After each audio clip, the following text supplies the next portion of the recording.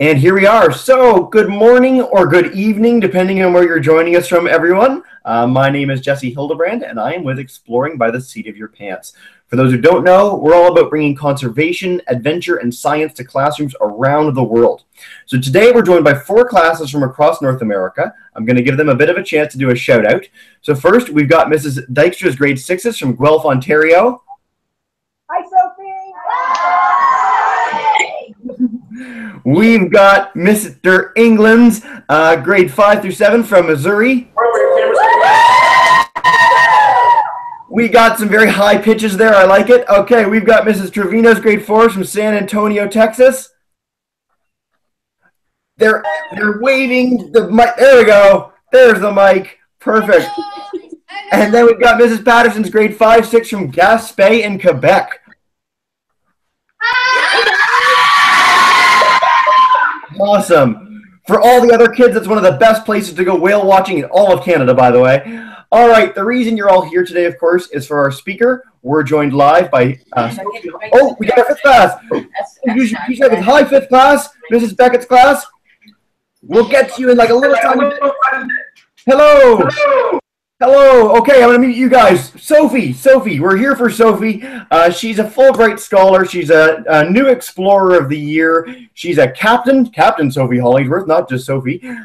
She has explored all over the world, gone up rivers in Madagascar, across the desert in Namibia. She's joining us live from Australia right now. And she's the founder of AquaAid International that works with remote communities to establish sustainable sources of clean water. She's going to talk to us today a bit about her adventures and youth in the modern age of exploration. Without further ado, thank you so much for joining us, Sophie. All right. Hey, guys. I'm super excited to be joining you all this evening from Australia. And just like Jessie said, I work on access to clean drinking water with remote communities, but I'm also one of the world's youngest female boat captains. So I thought tonight we could do a quick chat on what it is to be a modern explorer. So when I was growing up, I wanted to be a ballerina. It turns out, though, I was too short to make the cut. And so I thought, you know, the next best thing was definitely to be an explorer. I was inspired by people like Jane Goodall and Indiana Jones, and I wanted to work in far-off lands and research things. Now, I had no idea what I was really going to be doing in those exotic places, but I knew I wanted to have muddy boots and be eating weird foods and, you know, advancing knowledge. But there was one problem. Everybody kept telling me I was too late. If I wanted to be an explorer, I should have been born, 200 years ago. And apparently, since we'd filled in all these blank spaces on maps, I'd missed the great age of exploration, but I completely disagree with that. So I'm going to try and do this screen share thing now.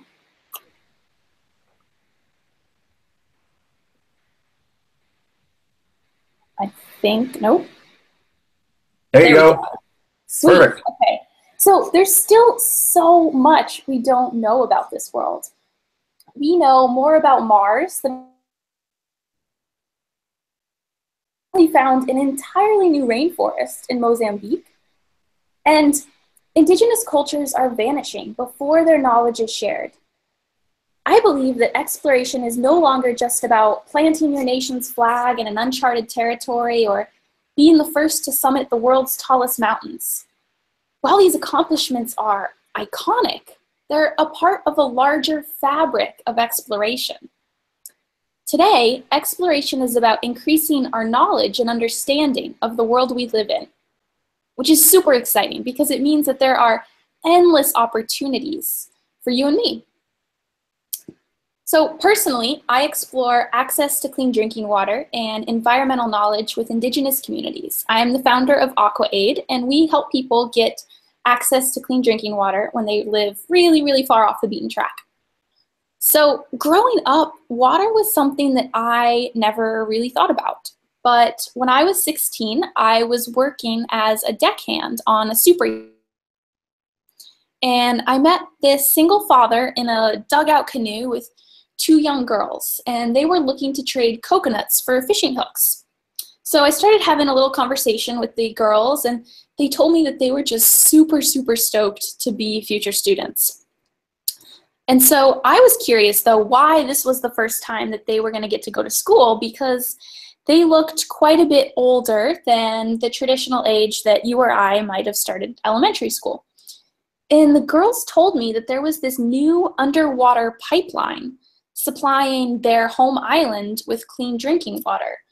And previously, the girls had to paddle all day in a little canoe to the mainland to collect drinking water and then go back to their home island with the water. And so they just didn't have time to go to school because they were always collecting water. So I was super shocked about all of this because I had always had water when I wanted it. When I went to get a glass, not only did water always come out of the tap, but it was clean and didn't make me sick, which is something that not everyone is so lucky to have. So just under 1 billion people worldwide don't have access to clean water. And I know that number is really hard to conceptualize. So let's pretend that each of your classrooms represents the global community. That would mean that roughly 1 in 8 of you doesn't have access to clean water. So just take a minute and see how many of your classmates don't have access to clean drinking water. So if your average classroom is about 20 or so, that would mean 2 or 3 of your friends don't have clean water, which is pretty crazy, I think. So in my research, I found out that there weren't many water companies working in remote communities, which I thought was really bizarre because often that's where there was the greatest need. So to make a long story short, I was determined to ensure access to clean drinking water in communities that most had written off as too remote. And by too remote, I mean places that take like at least 3 days of hiking, horseback riding, paddling in dugout canoes to get to from any sort of real population center.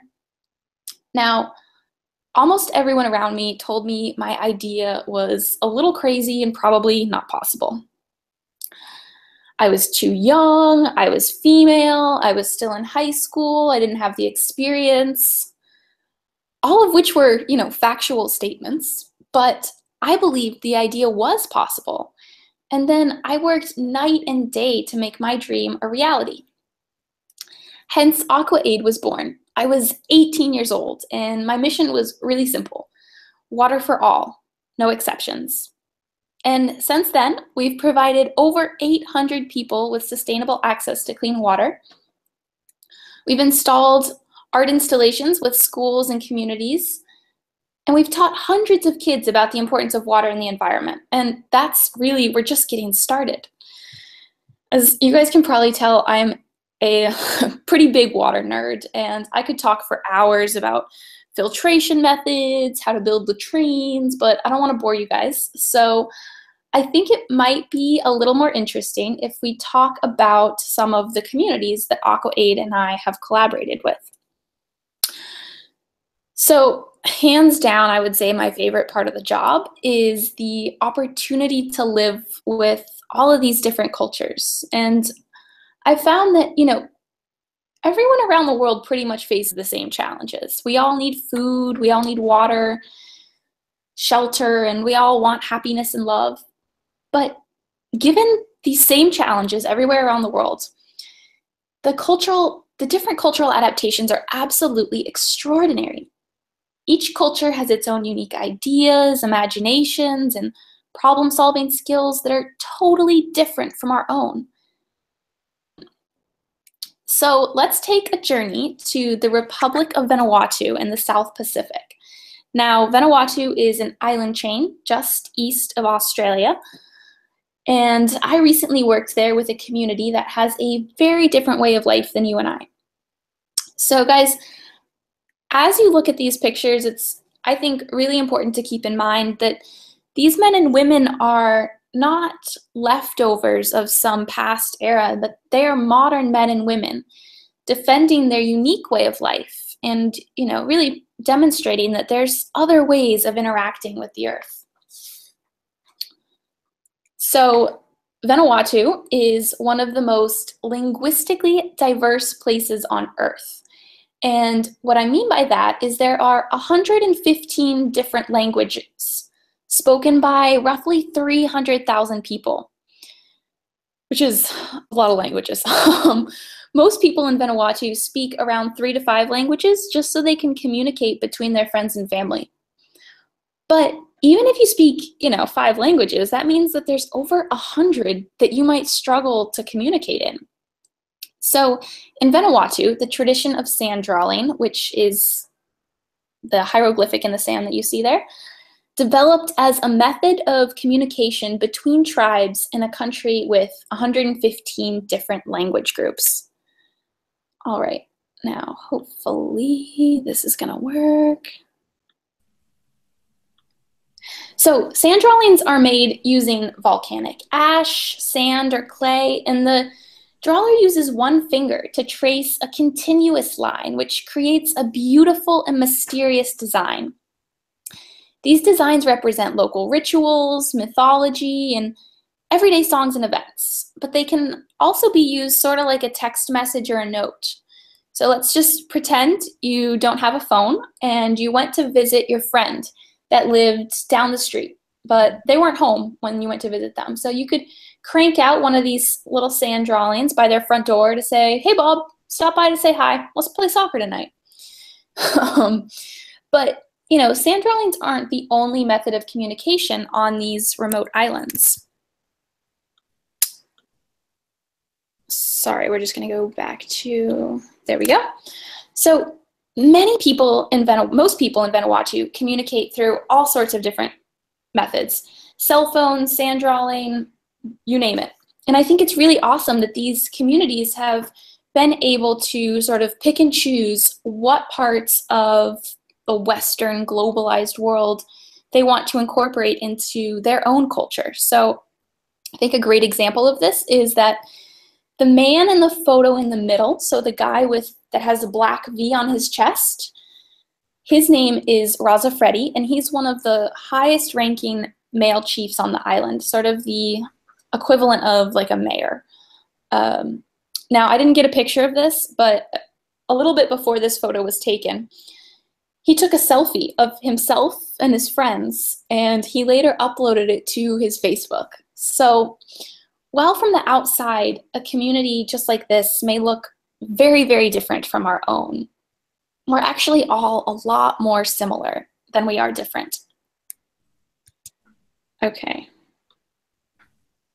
So something that initially seemed really bizarre and peculiar to me was a traditional banking system in Vanuatu. So the livelihood in Vanuatu is heavily reliant on farming, which is why many islands maintain a barter economy, supplemented by traditional money such as strings of seashells, red woven mats, and pig tusks, just like this. So pig tusks are very important in Vanuatu, and they're used sort of like, in the US or Canada, you or your parents might go to the bank to deposit a check. In certain islands in Vanuatu, you would do the same sort of thing at the bank, but with your pig tusks. So the pigs are sacred and very important in Vanuatu because of all of the work that it takes to grow one of these tusks. So just let's pretend that I'm a pig here for a minute. And if I was a somewhat valuable pig, I would have a tusk, one on either side, and they would just be sort of straight, and I could still eat for myself and root around in the garden and just be a normal pig. But the most valuable pigs in Vanuatu, those that, would be equivalent of a couple $100 bills or like $1,000, they'd have an entire swirl on the side of their little mouth. So these are 2 tusks joined together here because I was not very wealthy in Vanuatu. But the most valuable ones this is one whole tusk, and they're so valuable because they actually have to feed the pigs by hand when their teeth go like this, because they can't really eat in the garden when their teeth are in a circle. Anyway, that fascinates me. But it may seem, like this traditional money is pretty bizarre, but let me tell you, the communities thought that, how could you have an economy in the United States or Canada where your entire currency is based on paper with nothing more than printed faces and numbers on that? How could that be of any value? All right. Whoop. Sorry, guys. I am like the most least tech-savvy person on the planet here. Actually, Okay, there we go. Actually, you've done much better with this than most people ever do, so well done, Sophie. Okay. All right, sweet. So one of the things that I thought was really interesting is throughout Vanuatu, there's, this mix in what people wear. Some people wear clothing made in a factory, sort of like what you and I would probably wear. Some people wear traditional woven clothing, and then there's some people that, like to mix it up with plants, like the guy you see on the screen. So woven clothing is a really important cultural tradition and necessity at most festivals. So these weaves, they're, to the untrained eye, just gorgeous. I'm talking about the weaving on the left of your screen, but it's more than just a beautiful design. These designs can illustrate woven stories or different skills. It's sort of like wearing your resume on your shirt almost. So on the photo on the right, that's me taking notes, and that blouse that I'm wearing, the one skill I really mastered in Vanuatu was grating of taro. It's sort of like grating cheese. So that blouse that I'm wearing actually says that I can grate taro. So for the final cultural difference I was going to chat to you guys about today is the musical practices. In one of the villages I was researching in, Narovarovo, the access to clean drinking water used to be found in a spring that was, a mere 5-minute walk from the village. And women would walk to the spring to collect drinking water and then engage in the practice of water music, which is a mesmerizing tradition that involves standing waist deep in the water and rhythmically slapping the surface to create an aquatic symphony. So I'm going to show you guys a little clip of what water music is because my description definitely does not do it justice.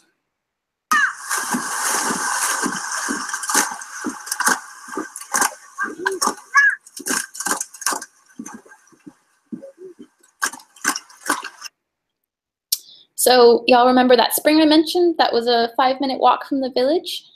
Well, unfortunately, it has dried up after years of drought. So now the women must walk 30 minutes each way to collect water. It's a really strenuous walk deep in the jungle, and by the time the women get to the new natural spring, they're pretty tired and tight on time, which has resulted in a decline in the amount of water music being practiced. So it may not seem like a big deal to you and me that women on the other side of the world are practicing water music less. It is a threat to the ethnosphere and cultural survival. I'm sure you guys have heard about threats to biodiversity in the natural environment. So, we're losing species of plants and animals at really scary rates. Well, the same thing is happening to humans and our diversity of culture, which is extremely sad in itself, but also because collectively, all of these different belief systems can help us solve the common challenges that face us all. Besides, how boring would it be if we were all just the same culture glued to our smartphones? So, yes, gone are the days where we're just filling blank parts of maps. But it doesn't mean that there's nothing left to explore. While the opportunities for modern exploration are endless, there is a time pressure. Indigenous cultures and many of the world's most important ecosystems, such as the Amazon and our oceans, are being destroyed. But there is something that we can do about it. You and me, the next generation, must get outside to document, explore, and increase our understanding of cultures and ecosystems before we lose them. It's really not all gloom and doom. The cool thing is that we can do it. The cure for cancer, it's out there. There's limitless potential discoveries that lie in our ocean depths, and there's still massive swaths of the rainforest that are intact and can be preserved. And don't even get me started on all of the cool things that we can do and learn in space.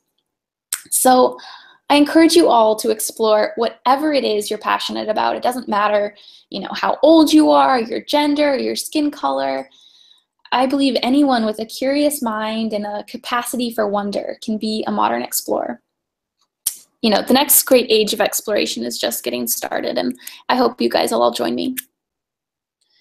All right. So, I'd love to open up the floor for questions. Yeah, thank you so much. First of all, that was wonderful. We've never had an speaker become a pig temporarily in the presentation before, so that was marvelous. Well, you know, I couldn't get any of the pigs into Australia to get to show you here. Their biosecurity laws are too strict, so I figured this was the next best thing. Perfect. All right. Well, we'll start with Mrs. Dykstra's class. So if you guys have a question, come on up. Come on, step, come on.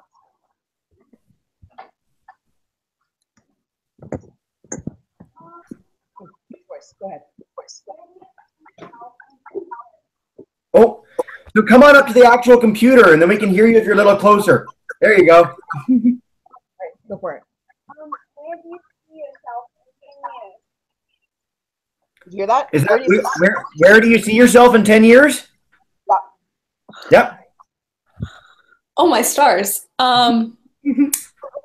Well, I hope to be sailing around the world. So I recently launched an expedition where we are sailing around the world and working with 5 remote indigenous communities projected to be underwater in the next 50 years. But it's going to be an entirely carbon neutral boat, and we'll even be hopefully having little solar panels in our sails that can run our generators. So it'll be an entirely carbon neutral circumnavigation, and hopefully I will still be doing that in 10 years. Excellent. All right, Mr. England's class. Sounds like a didgeridoo in there. Yeah. What is your favorite place on Earth? My favorite place on Earth? Oh man, that's, I think, always the hardest question I ever get, because everywhere I go is, you know, just so unique for its own different reasons. It's really hard. Any highlights? To pinpoint. In Madagascar, there's a street with all of the baobabs on it, which are these massive, massive trees that their trunks are just unfathomably large, like as big as the entire room that I'm in right now. And these trees are so old that they've actually seen dinosaurs. So the same trees that are standing there today, like had, I don't know exactly what dinosaur, but I can imagine like T-Rexes like scratching their back on these trees. And I just think that is the coolest thing. So that was definitely a highlight. And then the island of Dominica in the Caribbean is also one of my favorite spots in the world. Lovely. All right. Hard question so far. You know you're doing great. Mrs. Trevino's class, if you guys have a question, come on up. And for some reason, your mic demuting isn't working. So for Mrs. Trevino's class, if you're able to demute your own mic at the front, there you go. Perfect. Oh, we can't hear you. What's going on? We're going to figure it out. Try again? Well, There we go. sorry. There we go. How does Aqua Aid work? How does Aqua Aid work? Yeah. We get invited into a community.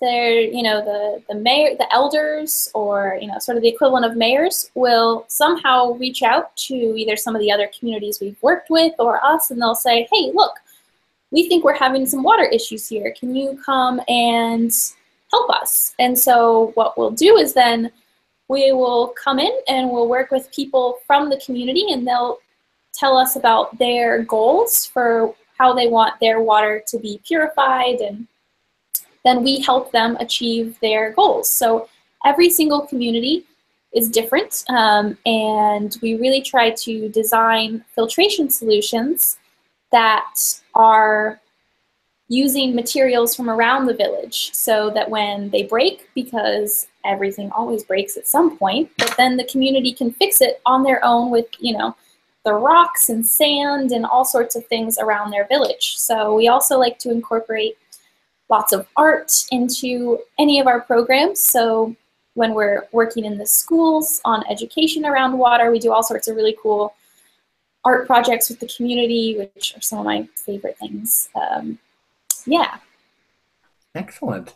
All right, so before we go to the next class, just a note, there are 10 groups watching live on YouTube too, and if you guys want to ask a question, you can submit it in the little chat bar on the right, and I can pass it along, just so you know. For the fourth class, Mrs. Patterson's class, if you guys can demute your own mic, come on up and go for it. Next. How did you communicate with some of these indigenous cultures? That's a great question. So, it depends. In Namibia, the San Bushmen, they have the click-based language. So you might have heard of like tribes that go. I had to have a translator for that because I couldn't even figure out how to say thank you. It was like a, but sometimes I'm able to pick up the language pretty well. I do have a bit of a knack for languages. So in Vanuatu, we had translators, but then also I learned a fair bit of Bishlama, which is the national language there, before I went, so that when I arrived, I was able to, communicate at least the basics. And I always try to learn, even if it's a click-based language, at least, thank you, hello, how are you, just to get the conversation started, even if the translators have to take over for the rest of it.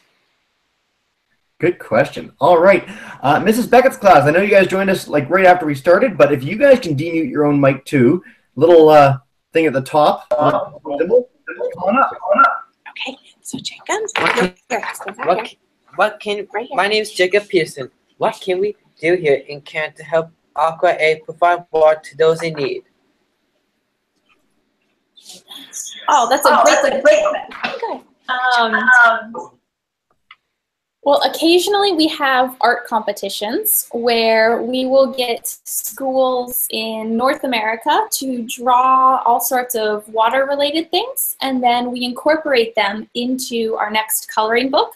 So that's one way to get involved. We also are always collecting crayons and glitter because we play a lot of games with glitter to simulate disease transmission.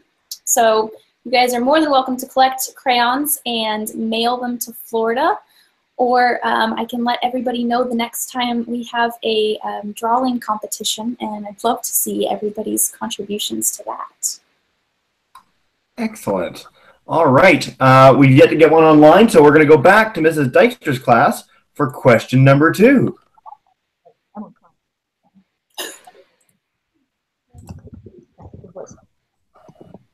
How has global warming affected the world so far? How has global warming affected what? Come on up quickly again, yeah. Yeah, do it again. Big voice. How has global warming affected the world so far? The world so far? Wow, we could talk for hours about that. Well, so far, there's all sorts of, I don't even know how to start this. Well, as the planet has gotten warmer, a lot of ice has started melting at both the North and South Pole. And what's been happening with that is our ocean levels are rising slowly, slowly, slowly. And it may not seem like much, but there's lots of communities all around the world that live on islands or very close to the water that, when the sea level rises a few inches at high tide, that may be at their front door. So already that climate change is definitely affecting sea level rise, and that continues to happen every single day and will continue for years and years and years. But also, global warming is not just about the planet becoming warmer, it's about changing in environmental ecosystem services. So while it may be warming in some places, because of climate change, it's getting colder, and some places are seeing more hurricanes, and some places are seeing more droughts. So it's not just that the planet's warming, it's that all of the normal environmental patterns that we've studied for hundreds of years that we thought that we knew a lot about when there's more carbon dioxide in the atmosphere and all these greenhouse gases are getting trapped, the planet works in a different way than we thought it did.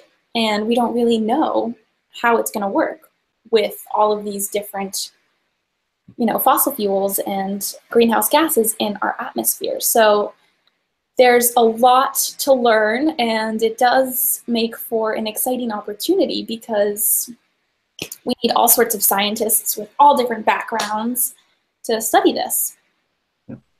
Well, good. Again, an answer where it would take all day to adequately do it, but good job. All right, we'll go back to Mr. England's class for second question. Go right ahead, guys. My name is Lizzie. We're from Farmington, and I was wondering, why did you want to become like what you do now from a ballerina? What did I want to do? When did you want to do what you do now after becoming after being a ballerina? So how old were you when you became this? Oh, man. Well, so it did take a little while because I was 15 and I danced with the Moscow Ballet, and it was pretty apparent that was it for me.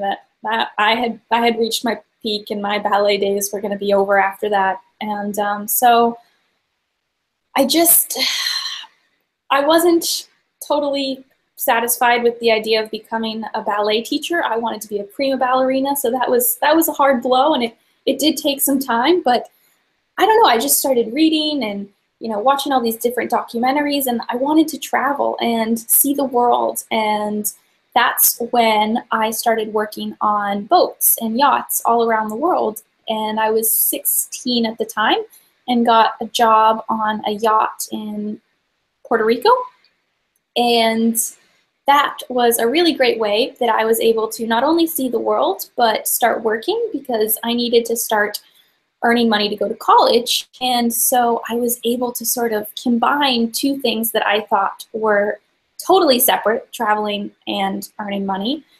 But then I was able to combine them and got to see all these really different cultures and different places, eat all sorts of interesting foods, and learn about different ways of interacting with the earth and different cultures. And that was when I was like, holy cow, I really want to be an explorer. Excellent. We got a quick question online, Sophie, from one of the classes that couldn't join us, which is, what is the most important tool you have to use? Most important tool I have to use. It might not have an answer. Well, okay. No, in the field, when I'm living with these remote communities, I definitely think my water filter is the most important tool, or my pocket knife.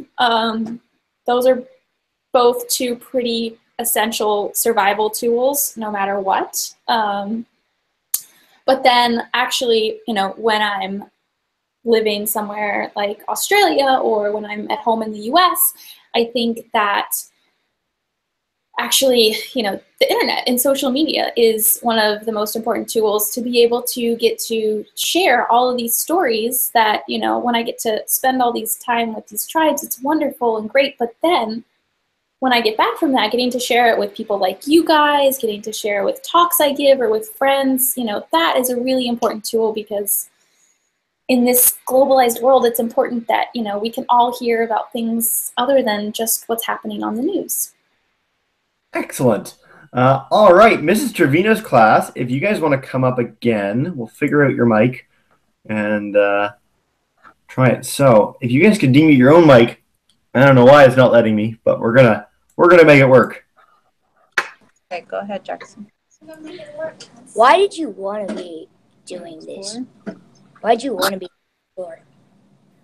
Well, I just thought it was super cool. I mean, to get to travel in remote lands and see animals that, you don't normally see, and, whether it's whale sharks or lions, and getting to meet and talk to people that are, have a totally different point of view than your friends and neighbors. And, I just thought that was really, really exciting.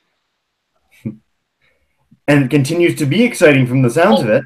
Yeah, no, I think I made the right choice for me, and it definitely isn't always the easiest thing, I think, but it's always, it keeps the interest level, and there's always something more to learn. Excellent. All right, Mrs. Patterson's class, if you guys have another question, come on up and demute your mic. You have to go close, Hope. Have you discovered anything yet? Well, this community that I just showed you in Vanuatu, for over 100 years, all of the literature and academics, they said that there were no female chiefs in this community. None. There just weren't any in the entire country. And that wasn't quite what we had heard was happening there. So there was a pretty big team of us from the Explorers Club that went to an island in Vanuatu to start interviewing and living with and talking to these women on the island to find out if there were any female chiefs, or if the literature was correct. There weren't. And it turns out that there are female chiefs on the island. They like to call themselves Notari, which was part of the reason why there was this sort of discrepancy in the knowledge basis, because it all came down to this terminology difference for the most part. So I guess my closest thing to a discovery would be that we discovered that, yes, there are, in fact, female chiefs in Vanuatu. Excellent. Good to hear. All right, we'll go back to Mrs. Beckett's class. If you guys have another question, just come on up, demute your mic again, and we'll... Okay. My name is Spetyav. What advice would you have to young people about reaching their goals? Show them the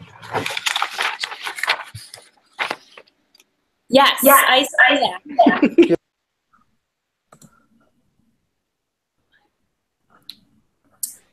If you can dream it, you can do it. I mean, I know that sounds really cheesy, but I think being fearless in the pursuit of whatever sets your soul on fire. I think when I was young, I thought that I needed to be doing what everybody else was doing. And I would sometimes hide the fact that, we had these hour-long lunches at my middle school and elementary school, and it was a very long lunch period, so we could either go out into recess, and I did that a lot, but sometimes I just wanted to read about science, and I thought that I shouldn't do that because everybody else was at recess, and it's okay to be the person that wants to read about science, because at the end of the day, I think if you're doing what makes you happy, that's what's the most important. Outstanding. All right, Sophie, do you have time for another round of questions from all the classes? I do, yes. Perfect. Fire away. We're great. Okay, let's go back to Mrs. Dykstra's class and round 3. How often do you have expeditions? How often do I have what? Expeditions. There we go. It sort of depends. So right now I am working on my master's degree in Australia, so it's a little hard to be on an expedition and be in school at the same time. So this year I've been on a few less expeditions, but last year I went on, let's see here, about 5 or 6 expeditions. So when I'm not in school, I am packing in the expeditions. Only 5 or 6? Come on. Good for you. All right, let's go back to Mr. England's class and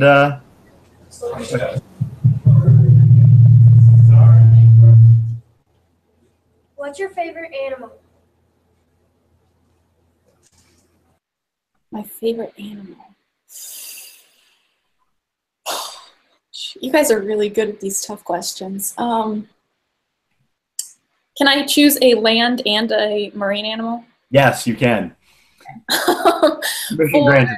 the marine world, I would say whale sharks. And for those of you that don't know what a whale shark is, in the first photo that I showed, that was the tail of a whale shark. So they're the biggest fish in the sea, and despite a potentially scary name, they're some of the most docile creatures on the planet. They eat plankton, and they just sort of swim along doing their thing.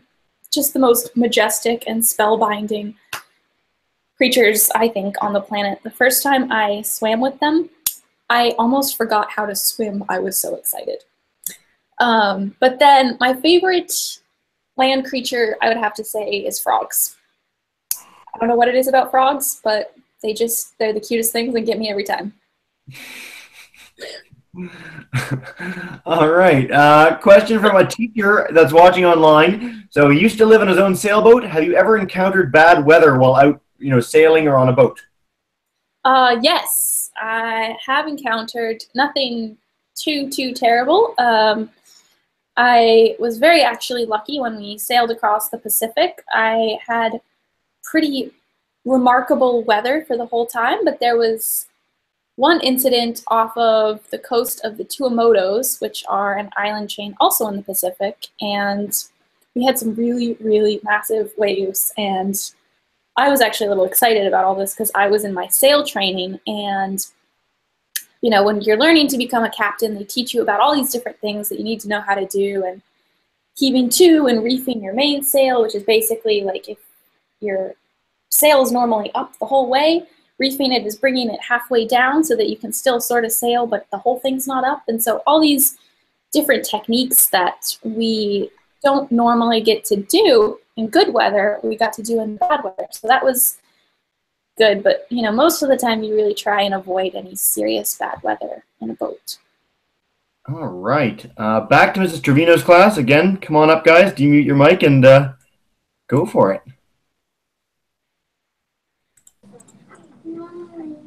Who's gonna ask it, guys? Okay, go ahead. ask another one. Suso? When did you grow up? Where? Where did you grow up and how old are you? I grew up in Sarasota, Florida, which is on the Gulf Coast of Florida, and I am now 23, so. That's it? Oh, man. That's all right. I know. It really wasn't that long ago that I was, in y'all's age in classrooms, so. That's a lot to accomplish by 23. Well done. All right. Last two questions. We'll drive it home. Mrs. Patterson's class, if you guys want to come up and demute your mic, go for it. Go ahead, Avery. Where would you like to go next to explore? Oh. Papua New Guinea. Why?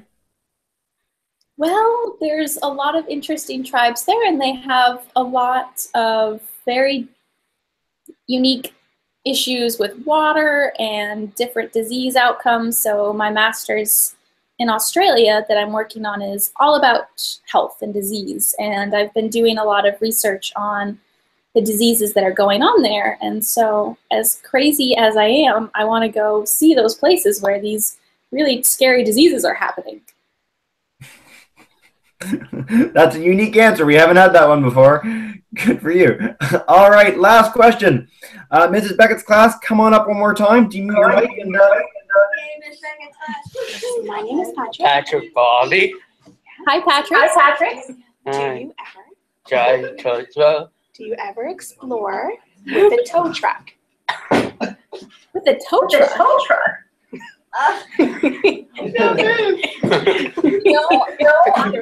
I did, because there's a lot of experiences where I've been in trucks and we've gotten stuck places and I could have used a tow truck, and that would have been super helpful if they could have pulled us out. maybe you'll have one in New Guinea, Papua New Guinea. Who knows? Who knows? All right, so thank you so much to everyone. What we do at the end of every hangout is I'm going to demute every class's microphone so that together with me, you can say a huge thank you to Sophie. So everyone to demute your mic. So thank you, Sophie. Captain Sophie. Thank you, Sophie. You're so welcome, guys.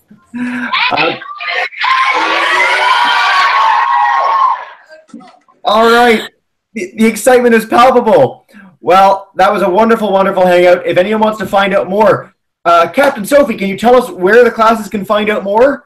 Yes, you can log on to thesophialog.com. So it's SOFIA log.com. All right. So thank you guys so much for coming. We look forward to having you back soon. Captain Sophie, please come back anytime. That was marvelous. And again, guys, have a lovely rest of your day. Thanks.